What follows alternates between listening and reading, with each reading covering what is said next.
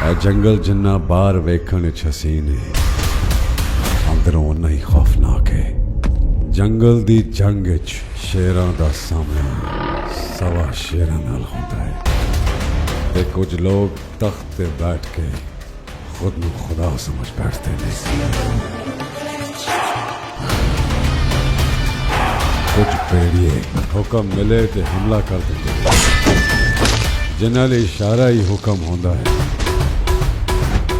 कुछ लोमड़ियां खामोशी नाल अंदर दा सच वेखदियां ने ते मौका आंदे ही सही वार करदियां ने। जंगली बिल्लियां बड़ी मासूम लगदियां ने, पर खामोशी उन्हां दा सब तो वड्डा हथियार होंदा है। इस लई जुल्म दा हनेर उदों तक ही लगदा है जद तक सच वाला शेर चुप रहता है। वो हर रोज ताड़ते नहीं, पर जद ताड़ते ने तो पूरा जंगल खामोश हो जाता है। उस दौर दा बुल्ला उसी, इस दौर दा बुल्ला ऐवे।